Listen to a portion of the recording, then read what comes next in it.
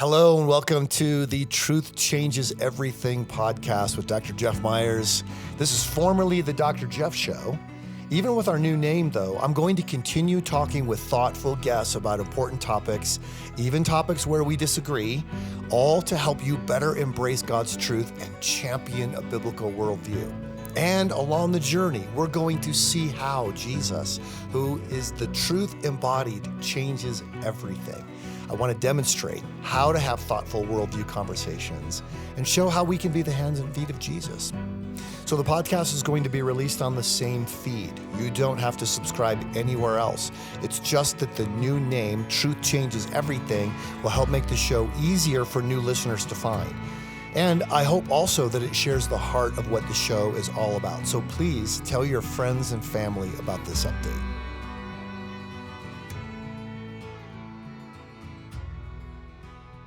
If you sense that racial tension in our country has only gotten worse in recent years, that's not your imagination. From Black Lives Matter to critical race theory, we've seen a number of attempts to create disunity in our country. But what does it look like for followers of Jesus to engage in racial reconciliation, to strive for a healthy unity among God's image bearers, and specifically to overcome the curse of identity politics? Welcome to the Truth Changes Everything podcast. I'm your host, Dr. Jeff Myers, and during this show, we're going to explore where God is at work changing everything through Jesus, who is the incarnation of the truth. Today, we're going to be talking about how the truth changes the way we think about and experience race, unity, and reconciliation. There's going to be a huge practical suggestion in the middle of this. I don't want to spoil it. It's just, but it's amazing. It's a breakthrough. It's a breakthrough. My guest today is Dr. George Yancey. He's a professor of sociology with an academic interest in race relations and the anti-Christian attitudes that are being expressed in the United States. Concerning racial issues, he's developed a Christian model for race relations that goes beyond colorblindness, goes beyond anti-racism, and he covers this model in a book called Beyond Racial Division.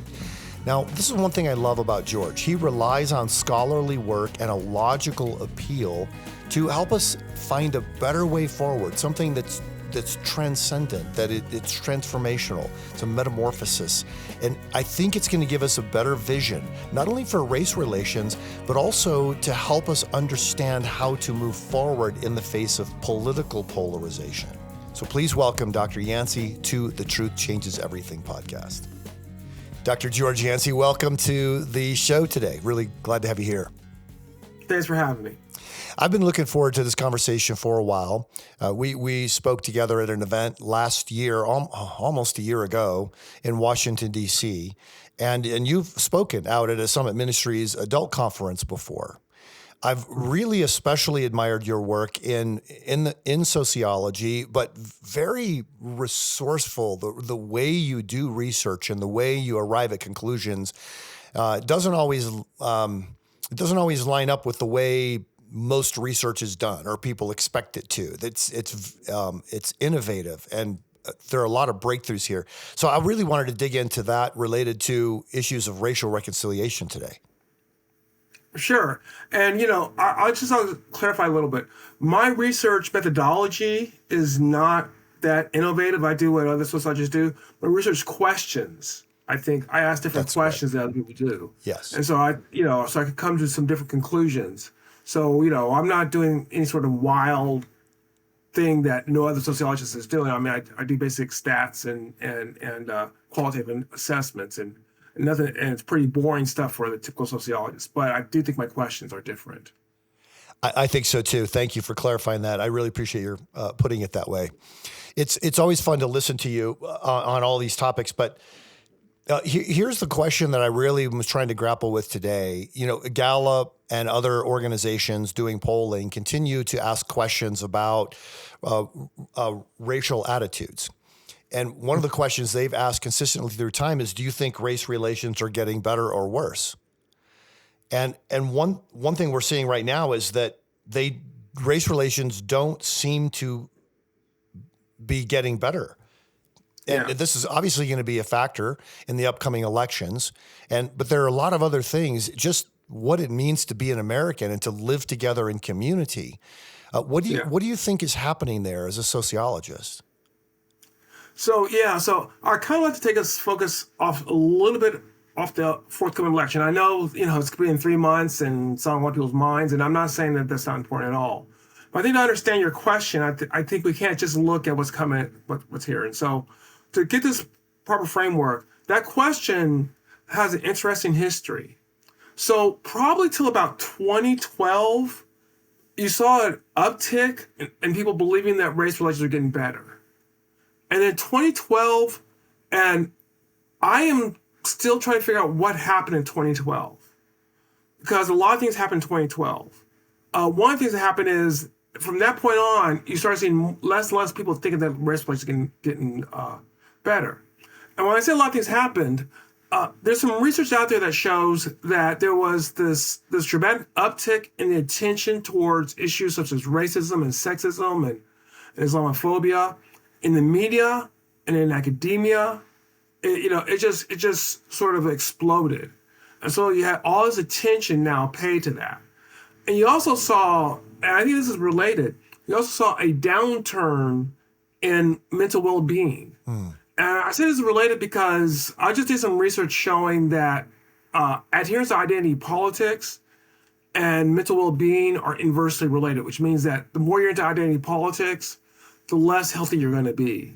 And that's a correlation. So I'm not making a causal argument right here, but I'm just saying that's correlated. And so when you concentrate on all these racism and sexism and all these identity politics things, it makes sense that you have lower levels of mental well-being as well. So something happened, and once again, I'm giving all these. This is like a great detective story where I don't know who did it. Something happened in that point in time. So from that point in time on, so this is not just something that just happened this year. From 2012 till today, you've seen this downtick in people believing that race relations are getting better. And I don't know if it's continued, whether it's plateaued, but that is the dramatic thing that's happened. And now you can see, we're more at odds with each other in a way we weren't, say, 10 years ago or 12 years ago. So that is sort of the bigger picture of what's happening with race relations and other issues as well. As a follow-up to that, I wonder, I'm interested to hear that race relations have been declining since 2012. I would have thought that maybe with the Black Lives Matter and the riots in 2020, that might have been the point of reversal. But what you're saying is, no, this has been some time in coming. Yeah. Now, you bring up a really good, interesting point. So, what I think happened is 2020 happened because of whatever happened in 2012. Okay. So think about it this way. 2012, you get all this attention towards racial issues, all right? As well as other issues. We get all this attention towards racial issues. But you don't have this sort of lashing out. You don't have the protest. But attitudes begin to change. So that when 2020 happens, now you have an atmosphere that's conducive towards the sort of protests and even sometimes riots that would take place. I mean, you in Colorado definitely know, some of the worst of it was happening in Colorado because that's what happened. That's where I'm sorry, it's Minnesota. Floyd, yeah, Denver was quite bad. Yeah, Denver. Yeah. I'm sorry, I got my states mixed up. Both cold states up north. But anyways, so 2020, it's where people noticed it, but it was happening since 2012. The attitudes are changing to prime people to be able to engage in that sort of protest and such. One thing I've heard a couple of different scholars talk about tribalism more, and I want to dig into that a little bit because we have had this idea, and how well we've lived up to it is debatable, that the United States is a great melting pot, that people come from all over the world, and then together we are primarily Americans. We have different heritages, but our primary identity is as Americans. But obviously, with, and you've been in academics your whole life. And so, that was my field for many years until I came to be full-time at Summit Ministries. But I've seen this, that identity politics has become a kind of tribalism where people, they don't just say, well, this is who I think I am. It's, no, this is my tribe and this tribe is right. And all of a sudden you have this breakdown of what we thought made America unique. So I do believe identity politics is a big key to this. And I'm getting more and more interested in understanding identity politics and the role it's playing in it. And some of my research is heading in that direction. So here's the way to think about it. Identity politics is basing your politics among, there's using identity as a source for your political activism. That's the way I think about identity politics, all right? And in a way, it's sort of, on the left, it would replace Marxism in many ways. Because Marxism is an ideology it's about saving society as a whole. And if there is an identity, it's between the bourgeoisie and the proletariat. And just to define that for people who are not aware of that, the bourgeoisie is the people who own the means of production. They own the factory stuff. The proletariat is the workers. That's a quick and dirty way. A true Marxist is being too simplistic, and that's fine.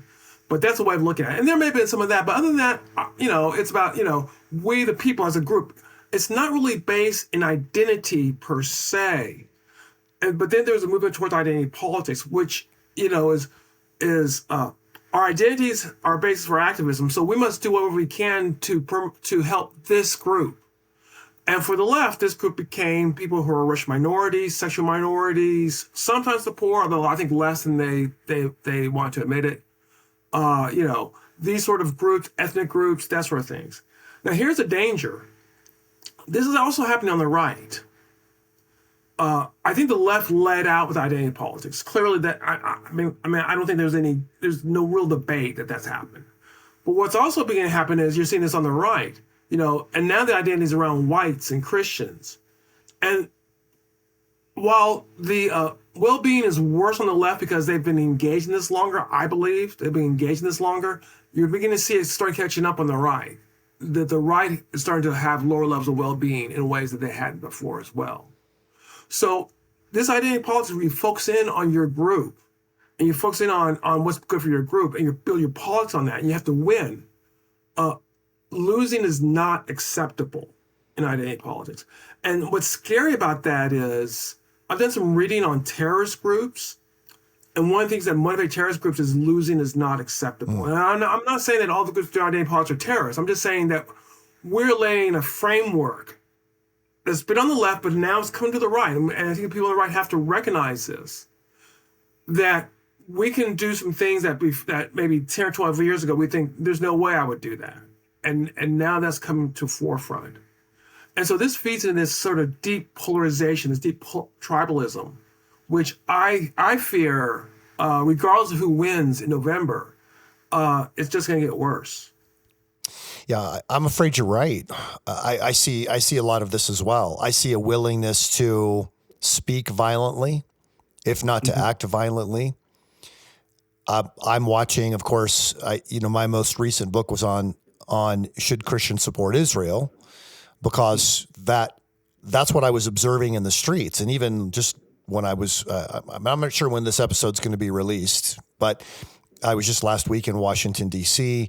The prime minister from Israel was there speaking. The protesters were there, and spray painting on the Columbus Memorial, Hamas is coming. They know why they're writing that on there. They know why they carved a hammer and sickle into the replica of the Liberty Bell. They know why they wrote Intifada Revolution on the Liberty Bell. I mean, there's not any question about what's going on there. They have come to believe that they know who the oppressors are, and any action against the oppressors is done in self-defense and is legitimate. Is that the kind of thing when you say identity politics sort of makes people move in that direction? Is that the kind of thing you're talking about? I mean, is that actually where we seem to be going with the way we look at political issues? Yeah, it's that us and them mentality, so that we are always right and they are always wrong, and so we cannot lose to them. And it leads to sort of a dehumanization of the other. And social scientists are, we've studied a lot about dehumanization of the other. Unfortunately, sometimes we don't recognize that some of the groups that we support, I say we as a group, not necessarily myself, but we as a group, can engage in that, and then we sort of excuse that because we've fallen into them and us. And the way you phrased it is the way a religious terrorist would phrase it. And there's a book out there. It's been out for about 25 years. It's a great book, Terror in the Mind of God.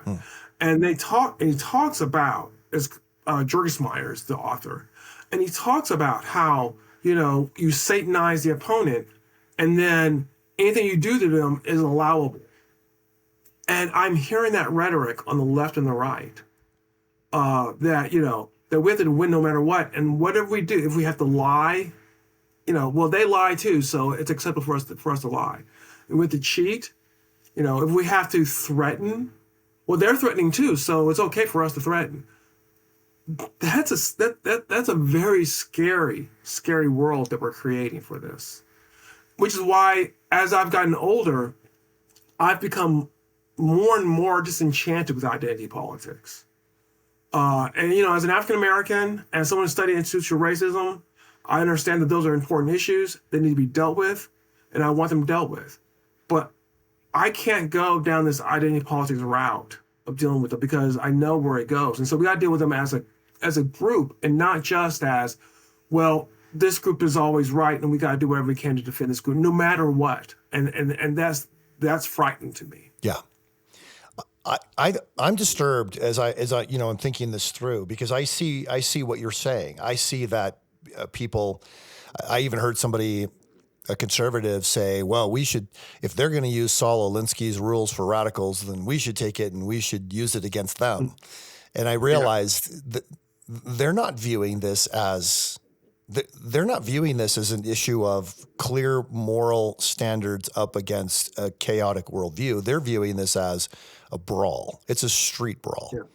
Mm-hmm. And so we're going to use whatever techniques or tactics we need to use, which means that the idea that we are all together, it's we the people, of the people, by the people, for the people, that it is, we have to figure out how to unify ourselves together. That now it seems like both sides have given up on that idea entirely, that what we want is the clash, which goes back to what you mentioned about Marxism. The clash is at the heart of it. That was the core to the Marxist worldview. We don't want unity. We want the clash because that's how history is going to advance. Well, Marxism, you're right to a certain extent. That there is the bourgeoisie who have to be overthrown. But once you overthrow the bourgeoisie, the idea behind Marxism, I'm not saying I agree with 100%, but I'm just saying this is what the idea behind Marx is. Once you overthrow the bourgeoisie, then we all are going to be working together in this great community together. And so this is why Marxism really wasn't into identity politics per se. It was, how we all are going to work together to create a better society. And that was the ideal behind Marxism. But of course, it did have the enemy that you had to overthrow.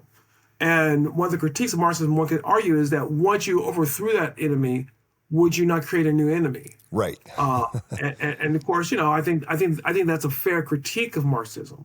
But just to be honest, it's not an identity politics in that we Marxists, we're here for the African American or for the transgender or for the women or anything like that. No, we're here for everybody. Mm-hmm. So when you look at things like, when I was in college on our debate team, we had a topic on education or something. I think it was an education topic. So we read all of the critical theorists coming out of Harvard, and it was feminist theory at that point in time. Yeah. But do you think that was that the beginning of identity politics, that kind of thing? Because that seemed, when I was reading it at the time, it seemed very related to a Marxist worldview. Yeah. I'm not sure that was that. Some of the reasons on identity politics, it really one of the arguments is that the idea of Marxism was that we're going to create this beautiful system, and the hope was that we're going to start seeing this in the Soviet Union, what was called the Soviet Union at the time. Before it even fell apart, people knew that the Soviet Union was this tremendous abusers of human rights. Yeah. Even people on the left knew this. I mean, they were trying to make reasons why it was. They were under pressure from capitalism, and they had a capitalist world system, and they had to operate in that. But we knew that. But over time, people became disenchanted with that, and they said, is this what Marxism is? And so I think part of the disenchantment with Marxism, that it's not going to get there, it's not going to achieve our political goals, is what led eventually to saying, all right, how can we achieve our political goals? Well, we can use these identities of these marginalized groups and advocate for them and achieve our political goals. And just to give you an example of that, and this is something that I always thought was, even before I deeply looked into this, I always thought this seemed weird. Native Americans. And some people would talk about how Native Americans, and sort of the noble Native American, and this is what I was hearing in grad school and this sort of stuff. And these Native Americans looked exactly like, value-wise, not in culture, but value-wise, they looked exactly like the sort of white progressive values. They were environmentalists. If you listen to white people, they were egalitarians. They were feminists. They were very tolerant of LGBTQ people. And I just came to the conclusion, you know what? If Native Americans are who they are, there's no way that they're fitting into this mold that we were creating for them. Mm-hmm. And so I didn't fully think about it at the time, but now looking back, I realized what was happening was people were taking an avocation for Native Americans and reading into them the values that they wanted. And then for fight for Native Americans, they're fighting for their own values. Got it. And that's what identity politics emerged out of. Okay. This desire to create, I really haven't been able to really do the research to back this up, but I really believe that a lot of the fighting for different identity groups, and I'm not saying that they don't care about these groups, but I think that beyond it is a sort of a projection of secular progressive values onto these groups. And thus, in fighting for these groups, you're fighting for your own secular progressive values. Yeah. And if that makes sense. Yeah, I think that makes perfect you sense. read third time, you I don't usually stop in the middle and start taking notes, but I am right now. So yeah, that makes perfect sense. So that also helps us understand things like why people might say they stand up for Hamas. They know it's an apocalyptic rape and death cult. Right. But they say they project onto them the values that they want to believe, and then make them the noble. Yeah, the Hamas thing, that's one of the hardest ones for me because, just trying to put myself in the mind of a secular progressive. It's hard to argue that what Hamas wants is women's rights. It's really hard to make that argument.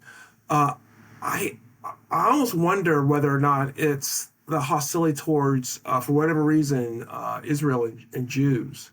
Yeah. But yeah, that's a hard one. I think it's, I think you can more. I think the argument is a little bit dishonest, but you can more easily make the argument for, say, Native Americans because no one knows much about them. Right. And you can make the argument maybe for African Americans as well to some degree. But the Hamas thing, that's one that if I ever get around to studying would be very fascinating how people rectify supporting Hamas, knowing that they are not, that they're not LGBTQ friendly or they're not pro-women and they're not, the things that normally we associate with these sort of progressive values. I had a conversation yesterday. I do a Q&A on Israel with the students because I want them to feel free to ask all of their toughest questions. Yeah. And one student asked, can you explain why people in the LGBTQ community would have a group called Gays for Gaza? Why would they have that? Why would they think that this is, they know Hamas. They know that if actual gay people went to Gaza and said, Hamas, we're here to help, that they wouldn't live through it. We know this about that group. And so I said, well, there's this old saying, the enemy of my enemy is my friend. Mm-hmm. I said, who do you think the individuals in the LGBTQ group think is their ultimate enemy, who they think Hamas also has as its ultimate enemy? And that led to a pretty interesting conversation for the next 30 minutes with the group. Yeah. Because they realized, there's something more going on here. There's something that they believe will be better off, that will get torn down, that they want torn down, if they somehow are in league with these people. It's funny you say that, because I actually have a paper coming out later on this year. It's called, and the title is "The Enemy of My Enemy," and it doesn't deal with Hamas. It deals with African Americans. And so in the paper, what I show is that sentiment towards fundamentalists is highly predictive of attitudes towards African Americans, even after controlling for all other things, political identity and all this other stuff. So that, and so what I'm arguing is that, some of the support that African Americans receive is because they are perceived of politically as being progressive, and therefore progressives support them because what they're really are afraid of. Because what I look at is, a threat. Are you feeling threatened? And that's the question I use. And so I look at, are you feeling threatened? So they perceive a threat from was the fundamentalists? I think it's fundamentalists. Perceive a threat from fundamentalists, and therefore they support African Americans. Because they're the enemy of my enemy is my friend. So that's kind of funny you use that, because that's the direction I've gone with some of my research. Is I'm trying to look at, if you look at the research, a lot of it focuses on the fears of whites and of conservatives. Why this is where a lot of Christian nationalism stuff comes from, because people are afraid and stuff like that. And I'm not denying that that's a factor. I'm not denying it's a factor. In fact, it is a factor. But what there's hardly any research on is the fears of progressives. Wow. And why that is so significant is that, when I did my research on anti-Christian bias, and you were at DC, so you know this. People with this bias tend to be white, male, highly educated, wealthy. In other words, they're powerful people. And so these are the people who are fearful of Christian fundamentalists or Christians, conservative Christians. And their fears are going to manifest itself in very powerful ways. And so the lack of any research on this, any really substantial research on this, all this focusing on white conservatives, which I'm not opposed to focusing on that research on that. I'm not opposed to doing research on it. I'm opposed to the over focus on it. Yeah. These people are very powerful, and they have fears, and they operate on those fears, and we should know what that's going to be like. And yet in academia, there's hardly any research on that. And that's why I'm trying to do some research on it as best as I can. Yeah, that's fascinating. I think you're asking all the right questions. I wanted to, because we've kind of laid a foundation here for, 20 or so minutes about identity politics and how it relates to all these different things. But I think it's a strong enough foundation to begin talking specifically about something that you said in one of your books, Beyond Racial Division. And the subtitle, for those who are watching or listening who haven't heard of it, A Unifying Alternative to Colorblindness and Antiracism. And so you offer a vision of race relations that focuses on bringing unity rather than polarization. And I wonder if you would talk a little bit about, if you'd unpack that for us, the research that led to it, and what the recommendations are that you think could help us get a foothold and move forward. Sure. So, when we look at research on diversity programs, things of this nature, by and large, diversity programs don't work. But when they do work, they work because they've taught people how to take the perspective of others. They've given people skills that they can use. This is when programs can work. A lot of the folks in the programs, just having Tim Wise up there lecturing whites on how racist they are, that doesn't work. But if we had people teach people how do we understand the perspective of other people, and to find solutions working together rather than trying to one up each other, rather than have this sort of zero sum game where where one group has to win and one group has to lose. Instead, can we find win-win solutions? That has potential, and the research shows this has potential to learn how to persuade people in a healthy way. Most Christians know that the way we do evangelism is not that we go and tell people how horrible they are and that they've got to come to Christ. That what they believe is utterly awful. Even if you believe that, you don't tell people that because that's not going to work. How you evangelize? You build friendships. You build rapport. You find areas of agreement. You admit when the other person has a good point. You admit when you're wrong. And so we should be doing that same thing on racial issues. And we Christians should be leading the way. In a problem with identity politics, we shouldn't be, I'm not saying we shouldn't protect ourselves, but we shouldn't be using identity politics as Christians as our lead-in. We should be building rapport, trying to find ways of, areas of agreement, working together, showing people how we can do this in a world where we're so racially polarized. That's the vision that we should be aiming towards. And none of us have all the answers yet, but we need to be heading towards finding more and more of those answers if we want to be different, to have a more powerful witness in a post-Christian society and what we need to do. What you're saying is fascinating because I hear, of course, it was a huge movement for 3 or so years to establish DEI programs in every school and every corporation. And as a lot of people just assumed, we believe this is the morally righteous thing to do, so we don't need to study it. We're just going to fund it. We're just going to do it. But you're actually looking at which ones of those programs work, saying that most of them don't. I didn't do that research. I read the research on it. You read the research, okay. And what has worked and what hasn't worked, most of them don't work, but the ones who do work are the ones who teach perspective taking. Mm-hmm. Can you give us an example of what that looks like? What does perspective taking? What is it? Say in a church, what would that look like? Mm-hmm. Okay, so here's the way to think about it. All right, when I do my research, when I do qualitative work, I have to learn the perspective of other people, and so I engage in what's called active listening. So when I did research on atheists, I interviewed about 25 atheists. I asked them questions, and then I listened, and then to make sure I was clarified, I came back and said, okay, here's what I hear you saying. And then I would give it in my own words, and then they either say, yeah, you're right, or no, here's what you got wrong. Either way, I'm getting more perspective on what they're saying, thinking about. So perspective taking is a lot like that.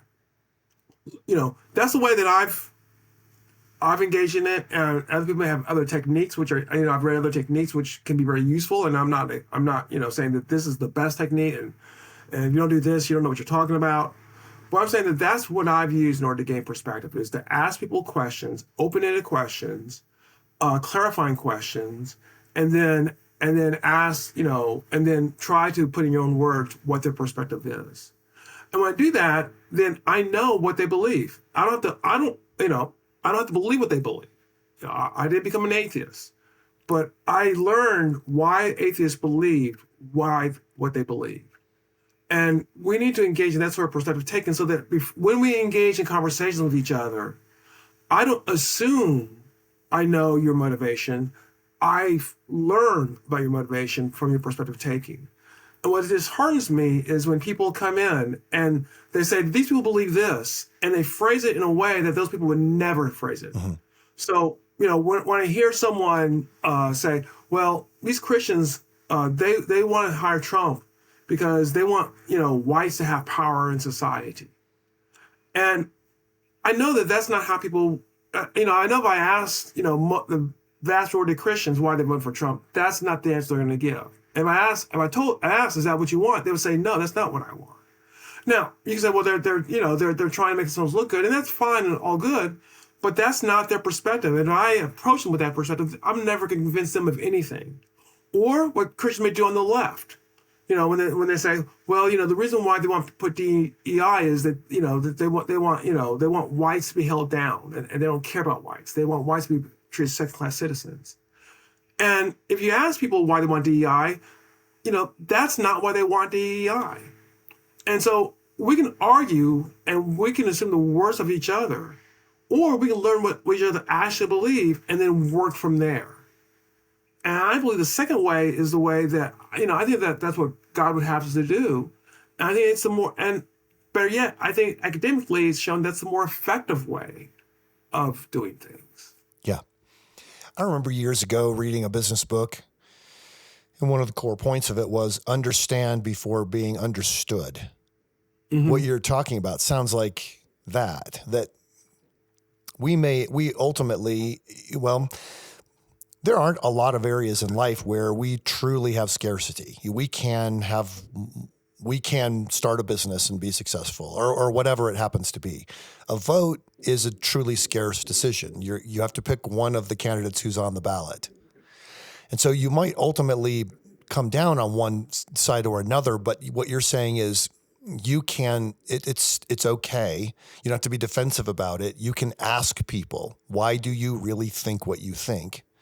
How do you feel about this? Tell me why. Am I phrasing this correctly? Am I understanding it? That we lose nothing from having that conversation. Right, yeah. Well, and we were talking about identity politics, and part of the identity politics is you can't lose. And so when if I vote for one person and I run across another person, my goal is not to understand them. My goal is to convert them to voting for my person, because we cannot lose. But rather, what my goal is, okay, whether that person's converted or not, let me understand why they want to vote for Trump or Harris. And let me understand that. Now, maybe after I understand that, maybe I gain insight to say, hey, have you considered something else? And maybe they do eventually vote for the person I want. But if that's my initial goal, then I'm trying to beat down all their arguments before they even get it off the ground. And once I start doing that, then they become more defensive, and I have no chance of converting them. So I actually defeat my own goal by being so hostile towards them. But my goal is to understand them, and then maybe I'll learn something from them that maybe I may need to rethink things. But if my goal is to understanding, I might get that conversion anyways, but at best, I at least understand where they're coming from. And I give them a chance maybe to understand where I'm coming from. And we can work together on things that we can agree upon, that we can agree upon. And so I think identity politics has made it more difficult. And this is one of the reasons why I'm becoming more and more of an opponent of identity politics. More difficult to have these sort of collaborative conversations with each other. Because the goal is my person has to win no matter what. Yeah. Well, this is a great foundation. I'd love to kind of, on the foundation, just build up a couple of stories here related to how this applies to racial reconciliation. What does a biblical worldview then, in addition to being a gracious person who asks others and invests in others personally, and I think it's really helpful to think about, if you want to persuade somebody, you would do it the way you would for evangelism. You want to be friendly. You want to take them into account. You don't want them to feel dehumanized. But what does a biblical worldview say about diversity and racial differences and discrimination, and what should Jesus followers do? So there's two major biblical concepts I use when I think about how I deal with racial issues. And the first is human depravity. That we all suffer from human depravity, which means none of us have all the right answers. We all have a certain level of selfishness, a certain level of, I want for me and mine. And so when I enter a problem, I have to recognize that that's an issue there. And so I can learn from other people. It's not that I have all the answers and I just need to persuade everyone else of my answers. I can learn from other people. I need checks on my own depravity. So that's the first. And to me, from there, where I get to then is that we have to have conversations where we can learn from each other, not that we just shoot people down.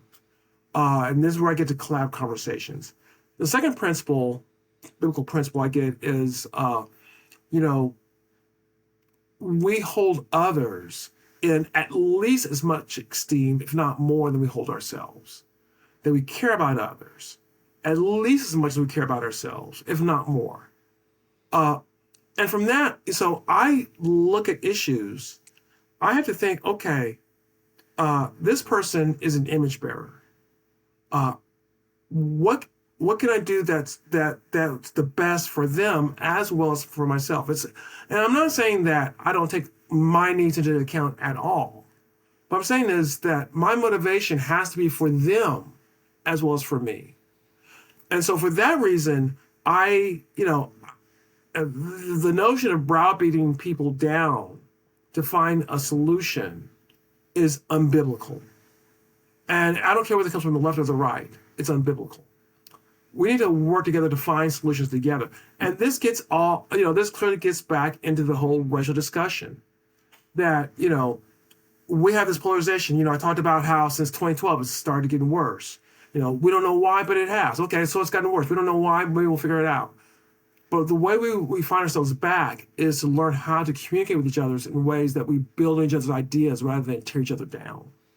Because if we go that route, if we ignore the biblical mandate about human depravity and care about others, and my goal is to tear down your ideas, I'm not going to defeat you completely. You're going to still be around, and you're going to be there to try to tear down my ideas once you get power. And all it's about is who has the power. And so my goal now is not what's good for everyone, but can I keep the power? And it doesn't take much of imagination to see the horrors that come when the goals of the people in the group is power. And that is the number one goal. And unfortunately, I think that's what's happening in a lot of our politics today. One of the themes of this show, George, is that truth changes everything. That when if you start with people, if you look back in history at people who believed that Jesus is the truth is not just a set of mathematical propositions or logical statements. It's a person. It's Jesus. Those people had an outsized impact on the world around them. And I wonder if you see that in terms of racial reconciliation. Have there been people who've been part of the body of Christ who've really helped or could help even in the future if we were to pay closer attention? Yeah, I think, if you look at the work of John Perkins, an African-American activist who was beaten down and then went to community building. And his teachings is not it is not the sort of anti-racism teaching of Kendi. He challenges Christians to come live in community together. And he's challenged white Christians to come live community together, work beside, not above, but beside poor African Americans in the communities. You go look at the Quinea Farms. That's another great example. Now, having said that, I think unfortunately, too often times we Christians get drawn into the identity politics of the larger society, both on the left and the right. And so I think that, if we really want to make a difference and not just be doing what the rest of the world is doing, we're going to have to take radical steps in trying to communicate and build community with each other across the racial spectrum and the political spectrum. And in this sort of polarized society, that's going to be radical. But there are Christians who are doing it, but not enough. Okay. Well, that's a really great call. We do tend to think in 2-year, 4-year cycles around how to gain political power. And we need to be thinking more deeply. And this is what we tell our students at Summit Ministries. Your vote's important. You've got to vote. You need to vote. You got to vote. You got to vote.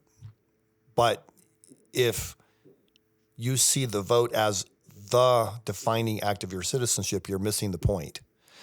It's the starting gun of the race. It's not the race. And the race is not about political power. The race is being clear about what the core principles are on which our country's based, and then developing the policies based on those, and then dealing with the personality differences that come up. So I think what you're doing is fantastic. I love your research. I love the way you ask these questions. For those who are watching and listening, George has also written on trying to understand from a research standpoint the difference between a progressive Christian worldview and an evangelical Christian worldview. and that there's more of a divide there, more of a difference than we realize. Maybe even, I think the way you phrased it was, it's really two different religions. Yeah. That's what my co-author and I, we argue that we're sort of like seeing a split. Yeah. Well, this is all real. This is fascinating research. So George, professor, sociology, Baylor University, and thank you for what you're doing here. Thank you for the conversation and the practical way that you've approached this. I'm really grateful. Thanks, Jeff. Thanks for having me. Thank you to my guest, Dr. George Yancey, for coming on the show today. You can learn more about his work at georgeyancey.com. And that last name, Yancey, is spelled Yancey. So georgeyancey.com. This podcast is a resource of Summit Ministries. At Summit, we exist to come alongside the rising generation, their trainers, parents, and influencers, so that the young people in our time may know God's truth and become champions of a biblical worldview. To learn more about Summit or to get more resources to help the young adults in your life embrace and share the truth that changes everything, visit summit.org. Thanks for listening. We'll see you next week.